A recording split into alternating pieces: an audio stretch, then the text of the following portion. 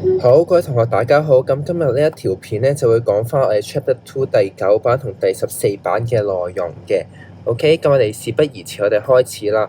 咁我哋講緊咧，其實我哋11、12、13、14咧呢幾個分題咧，其實咧我哋點解擺埋同一版咧？就係其實有啲意味咧，想大家知道下嘅。咁逐個睇先。OK。咁我哋第一個啦，我哋就話，The owner paid 1000蚊嘅 rent for his personal apartment 啦。即係其實我哋嗰陣時上堂有講過啦。喂，佢係用公司錢喎 business 嘅 bank account，即係用公司錢啦。佢係做乜嘢啊？喂，唔係用翻公司用途嘅喎。原來個重點就係個 personal，用 personal 嘅呢個字眼，即係佢用自己嘅用途啊。OK，即係 for 自己用咁。關公司事 ，OK， 咁呢啲咧我哋就叫公器私用啊嘛。咁我哋公器私用係入邊個 account 啊？咁就係用 drawings account 啦，公器私用 ，OK。咁上堂嗱我哋就呢度又講咗啦，呢度係 drawings 啦 ，OK。咁然之後呢個就係 bank。咁因為我哋 draw 走咗啲錢啊，老闆拎錢走，咁我哋咪有呢個提用就多咗啦。drawing 就解提用啊嘛，就 draw 多咗錢，所以就會多咗1000蚊，咁就令到個 capital 下降咗啦。OK，drawing 係令到 capital 下降噶嘛。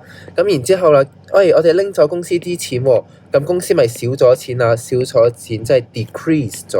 OK，我哋 assets 就下降咗啦，有1000蚊。咁所以成條 accounting equation 咧就會下降咗啦。我哋上堂就講到呢度啦。OK，decrease 成條 accounting equation 係 decrease 咗。好，咁咧去到下一條啦。咁下一條係乜嘢嚟嘅咧？就係the owner paid 1000 rent from his personal bank account。咁即係咧，而家就同上面個情況咧就調翻轉。上邊咧就話我用公司錢嚟俾自己嘢，下邊咧反而就調轉喎。我哋話老闆用自己錢 ，OK 嚟做乜嘢啊？嚟俾公司個數啊！呢個租金咧係公司嘅，因為佢冇個 personal 呢個字眼出嚟，所以就咁話 pay 1000 rent 係講緊公司嘅租金，或者係會有一個default 咗，即係我哋預定咗啦。咁所以我哋公司話，所以公司就話有1000蚊嘅 rent 啦，咁所以我哋 rent 咪會多咗1000蚊啊。咁 rent 係 expense 嚟嘅，咁所以個 expense 就會高咗啦。expense 高咗咧，你嘅 capital 係會下降咗嘅。咁然之後啦，因為我哋話老闆拎自己啲錢係 for 乜嘢用途㗎？for 公司用途，所以變相咧，其實呢個話係講緊老闆注資。OK，其實老闆注資，其實老闆擺啲錢入去間公司嘅，係咪？其實自己只不過係用另類嘅方法將自己啲錢放入公司嘅啫嘛，係咪？放入公司，咁所以啦，老闆注資，咁之前叫大家記咗㗎啦。OK，老闆注資一定係喐 capital 嘅，咁 capital 高咗啦，咁所以成條 accounting equation 咧係 unchanged。OK，因為 C 高咗，C 又低咗，咁成條 accounting equation 係 unchanged。好，咁去到第13啦，咁第13咧就話the owner pay $1000 to buy a present for his wife。OK，即係其實咧佢係買咗個禮物俾佢老婆嘅。咁你第一時間諗啦，究竟呢一單交易關唔關公司事？其實係唔關事㗎，因為你諗下喎，老闆譬如買隻鑽石戒指俾老婆。咁佢冇講到話係關公司，即係呢個交易係唔關公司事㗎嘛。咁所以呢個我哋會叫做 personal expense，係咪？佢用筆錢唔係用嚟交公司嘅租金，唔係用嚟買公司嘅機器，佢只不過係私底下買個禮物俾佢老婆，咁係唔關公司事㗎嘛。咁所以呢個係 personal expense。咁然之後咧，by his personal bank account 用自己嘅錢。咁我哋而家揾到兩個 information 啦，第一個就係老闆用自己嘅錢，第二個佢係俾緊自己嘅 expense。咁呢個情況係關唔關公司事先？呢個情況就係唔關公司事，無論出錢，我哋話上邊有機會係公司出錢，係咪有機會係公司出錢？而且咧第12咧就有機會。俾緊公司嘅費用，呢兩單交易都係關公司事，但去到第13呢單交易係完全唔關公司事㗎嘛。而更加重要嘅係，我哋話個 accounting 咧，其實係幫緊公司做數。OK，咁既然第13係唔關公司事，即係呢筆數咧，其實唔會入到公司嘅數簿㗎。咁所以呢個係 no entries。點解啊？係因為和公司完全唔相關。No entries 嘅意思咧，即係唔會入帳啊，沒有任何記錄係需要做㗎。所以呢個 no entries 就係代表你唔需要去做任何嘢，係咪？唔需要做任何嘢。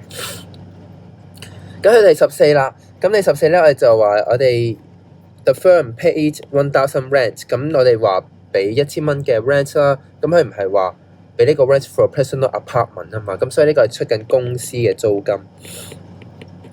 by check 啦 ，check 咪即係 bank 咯。咁而家我哋講話就咁講 by check 咧，其實我哋亦都預設咗咧係講緊公司嘅bank account。咁所以呢個時候咧就好似平時咁樣做。嗱，你見到我哋嗰個 source 咧，嗰個我哋出糧咧，我哋出支票咧係用公司嘅支票，同時咧我哋俾緊一筆係公司嘅租金。咁既然係關公司事啦，咁係關公司事就一定要入帳嘅。咁所以啦，我哋公司少咗錢喎，係咪？我哋出咗張支票，公司少咗錢啊嘛，就 decrease 1000蚊。所以 asset 下講啦。咁咧，我哋俾咗筆租金出去啦。咁我哋俾咗筆租金出去，咁咪即係代表我哋費用多咗，所以我哋 expense 係會 increase。expense increase， 我哋會令到個 capital 就 decrease。OK 得唔得？所以 A 等於 C 加 L， 咁我哋話 bank 下降咗啦。OK，asset 下降咗 ，capital 下降咗，成條 accounting equation 咧係會 decrease 嘅。好，咁其實呢4條咧其實係有啲關聯嘅。咁我想俾大家咧抄一抄下面呢一度先，咁俾大家係啦，上面呢個 source 咧都係要抄嘅。OK， 俾大家 pause 一 pause 佢，抄咗呢度先。咁我等3秒，我繼續講。好，3、2、1，好，咁我講啦。咁咧，我哋呢一個位咧，我哋會用4個格仔嘅。OK，首先我哋啱先咧就會講，我哋啲錢咧會有2個方向啦。第一個方向就話，究竟我啲錢係嚟自邊度？我哋嗰個資源係個 source 係來自邊度？例如我哋有2個方法可以來自嘅，例如就係由老闆嗰度嚟啦，老闆嗰度嚟，所以我哋有啲字眼咧，我哋就例如話可能 personal cash 啦，係咪？或者一個 personal 嘅 account。OK， 老闆係用自己嘅錢出嘅。咁如果係由 firm 嗰度出咧，我哋有啲字眼，例如可能係 by check 啦，係咪？就咁講，我哋係用支票出或者 in cash 啦。咁其實呢一啲咧，就會話係由公司嗰邊出錢，咁而且啦，呢個係第一個方面，明唔明先？我哋嘅資金係嚟自邊度咧？咁第二個我哋需要考慮嘅位啦，就係我哋呢一筆錢會用喺邊度咧？可能會用喺 owner 自己身上，咁我哋所以就有俗稱嘅 personal use， 自己嘅使費。咩係 personal use 啊？講多次啦 ，personal use 就講緊自己嘅使費，換句話講，真係唔關公司事，唔係用喺公司身上面嘅。OK， 唔係幫公司交緊數，可能係老闆自己私自用途，可能送禮物俾老婆啦，或者可能去俾緊自己屋企嘅租金啦等等。OK， 咁所以通常你見到係 for 老闆自己 personal use 咧，呢個時候就講緊係自己嘅用途啦。第二個就係可能係 for firm 嘅用途啦，啲錢可能幫公司交一啲嘅 expense 啦，例如你啱先見到咧啱先上面嗰條題目就話例如係交緊一啲嘅租金啦，係咪交緊啲租金？係交一啲費用啦，或者咧可能用嚟買一啲嘅 assets 啊 ，boss 一啲嘅 assets， 例如就係買一啲機器啦。好，咁你逐個睇先，我哋睇左上角先。嗱，如果我哋啱先咧話係用公司嘅用 owner 嘅 personal cash 自己嘅錢用嚟俾自己嘢咧，咁你就可以 refer 翻去你隔離版第13個分題。OK， 因為我哋用上面講咗啊嘛，係咪？因為我哋用老闆自己錢俾翻老闆自己嘅費用，咁咪即係同公司不相關咯。公司不相關就唔使入帳 no entries， 咁因為係唔關公司事啊嘛。好，咁去到第二個啦。喂，咁假設啦，我而家係用公司嘅 bank 或者公司嘅錢啦，原來係俾緊老闆自己嘅 personal use 喎。例如我哋呢個舉個例子啦，例如可能係好似啱先咁樣送禮物俾老婆啦，係咪？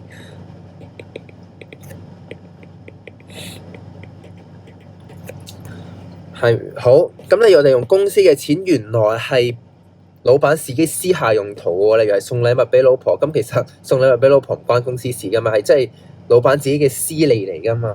咁所以呢個時候咧，我哋就會話佢入咗 drawings 啦呢個位，因為就係公器私用，係咪？公器私用啦。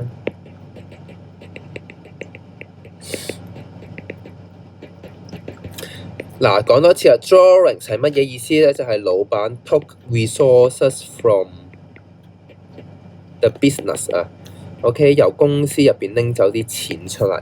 咁所以其實你拎走公司啲錢係 for 自己嘅用途，咁所以就係 drawings 啦。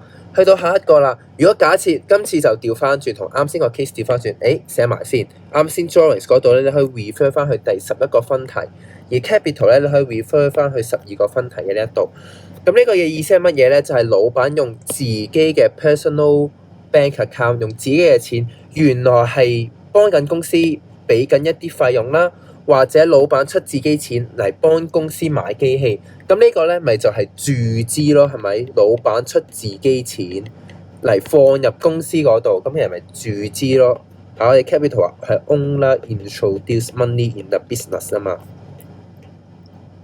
或者 resources in the business 啦 ，resources 寫得靚啲先，或者嘅一啲 resources 啦 ，resources in the business。咁所以就係注資 ，OK。咁然之後去到最後啦，你可以 refer 翻去第14個分題啦。第14個分題就係講緊而家就完全唔關老闆事啦，係用公司嘅錢俾公司嘅嘢，咁你就當佢好似普通咁樣做。如果假設啦佢如果出咗公司嘅錢啊，咁佢個 assets 咪會下降咗咯。所以呢個時候呢個 assets 就會下降咗。咁例如佢用公司嘅 bank account 去俾錢，咪扣 bank 咯；用公司嘅 cash account 咪扣 cash 咯。所以就係咁樣啦。所以個重點咧就係你睇下係咪關公司事先。OK， 係關公司事先至會有一啲嘅 transaction 出現，一啲嘅 entries 出現，一啲嘅交易出現。咁如果唔係咧，其實都唔使入帳。咁如果同時係諗到老闆嘅，你就要諗下，老闆係而家係公器私用啊，定係老闆係擺緊錢入間公司度咧？咁分別就會喐到 drawings 或者 capital 啦。呢個位得唔得？好，咁呢個位咧就係啱先嗰4條咧想帶出嚟嘅 message，咁可能有啲複雜，咁大家要消化下啦。咁我繼續咧就講埋下一 part 先嘅。咁下一 part 咧，亦都係你哋需要知道嘅嘢咧，係一個非常之重要嘅 concept 啦。咁如果你啱先嗰一 part 熟咧，咁你就可以繼續去到下一 part，就係呢一 part 啊。我哋話呢一條題目咧係講緊 way to calculate the capital。嗱，呢一課其實第二個重點咧就係叫你揾翻一啲嘅金額，一啲嘅 amount 啊嘛。OK，咁有時叫你可以揾下 A 啊、C 啊或者 L 啦。咁你今次咧我就想 focus 翻喺 capital， 點樣揾翻個 capital 出嚟咧？嗱，我哋之前話你可以用分類嘅方法啦 ，A 等於 C 加 L， 你揾到 A 啦，揾到 L 啦。咁你咪可以自然揾翻個 capital 出嚟咯。咁所以我哋有2個方法。第一個方法其實你之前已經學過㗎啦，就用條 accounting equation。嗱，我哋試下 C， 我哋係想揾嘅嘢嚟㗎嘛。我哋可唔可以調佢去 left hand side 咧？咁然之後 A 咧又調翻去你個 right hand side， 所以就會等於呢個 C 等於 A 減 L 啦。OK，咁所以最後就會出咗呢一條式出嚟啦。OK，咁然之後呢條式只不過係正常 C 等於 A 減 L， 咁而下邊嗰一條咧就係由 expanded accounting equation 所衍生嘅。因為你知道我哋 expanded accounting equation 啦，就係呢一條公式啦 ，D 加 E 加 A 等於 C 加 R 加 L。咁有時題目咧可能俾晒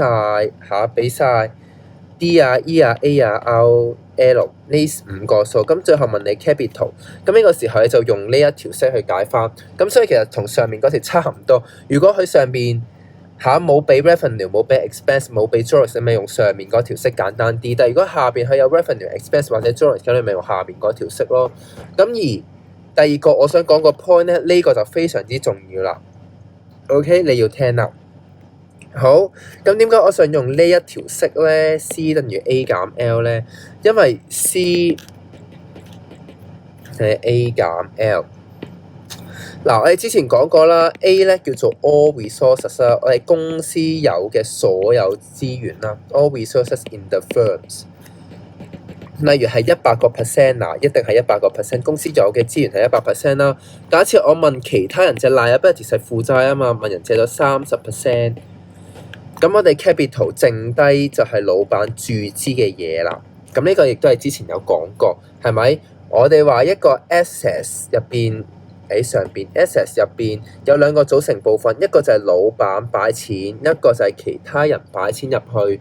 咁所以調翻轉啦，你將所有嘅資源減翻其他人擺錢入嚟，咪等於剩得咪等於老闆擺嘅金額咯。所以就係呢一個位啦。咁而 C 嘅呢一個位咧，我哋會叫做 net assets 啊 ，highlight 佢啊 net assets。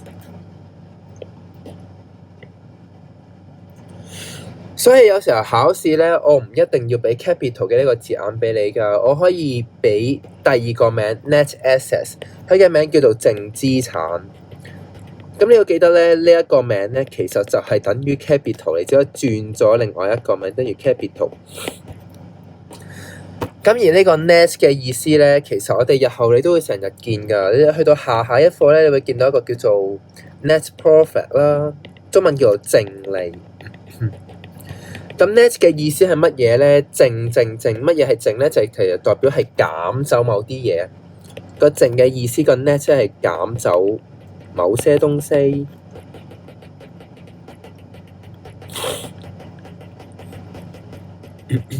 OK， 咁所以啦，點解佢叫 net assets 啊？因為佢用 assets 嚟減走個 liabilities， 減走啲嘢啊嘛。而 net profit 咧，而家你唔使學住俾個 mindset 俾你啫。net profit 其實等於 profit， 就等於你 out revenue 再減個 expense， 其實都見係減走某啲嘢㗎。咁所以 net 嘅意思係代表你除去咗某啲嘢咯，你減咗某啲嘢咯。所以呢個第一個位咧，其實我想帶出嘅另外一個重點咧，就係你要識乜嘢叫做 net assets。好，咁係講第二個部分啦 ，change in capital during the years。嗱，有時候咧，我考試嘅時候咧，畫翻條時間線俾大家先啦，大家同我一齊畫咗先。考試嘅時候咧，我會俾咗，可能有時候我俾咗一個 capital 啦，係1月1嘅金額嚟嘅。咁但係啦，我哋知道咧，做數咧係1年咁做嘅 ，OK？Financial year 喺香港亦都係，喺 DSE 亦都係啦。我哋一個 financial year 咧，講咗 financial year 即係財政年度啦。財政年度即係意思係乜嘢啊？就係講緊1年嘅財政年度。我哋由1月1去到12月31呢個時間，呢個1年嘅時間咧，就係會屬於我哋嘅financial year。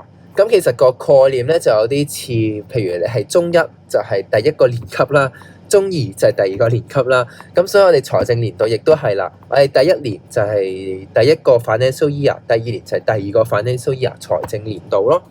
咁但係有時候咧，考試咧係俾咗1月1個 capital 俾你。咁但係我想問翻你12月31入邊嗰個 capital 係等於幾多咧？我問你日子上面嘅變化咧，你好大機會就用 method 2嘅呢個形式啦。咁首先第一個，我哋會話個 balance brought down 啦。balance brought down 嘅意思係乜嘢咧？就係講緊嗰個結餘啊，即係講緊你年頭有幾多錢。咁 which is 喺呢個 case 咧就係1000蚊啦。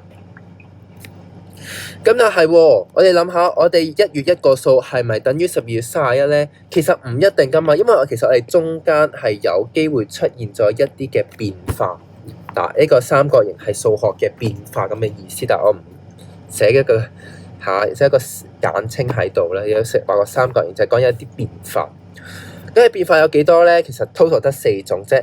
第一，你之前學過啦。假設我哋1月1去到12月31號之間咧，假設老闆擺咗啲錢入去，咁我哋個 capital 咪會多咗啊？假設啦，佢喺2月1號放咗500蚊落嚟啦，咁我哋最後12月31咪會多咗500蚊啊？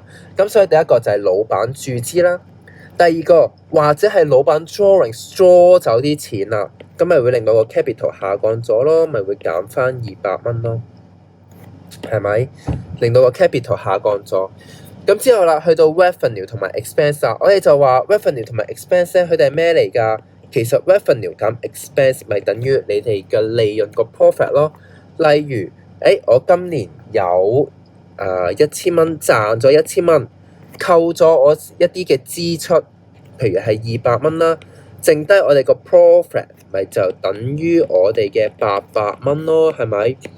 咁我哋話啦，喂，你作為一個老闆，你開一間公司，其實都係想賺錢嘅啫，所以其實呢一個 profit 咧，老闆係可以拎走㗎。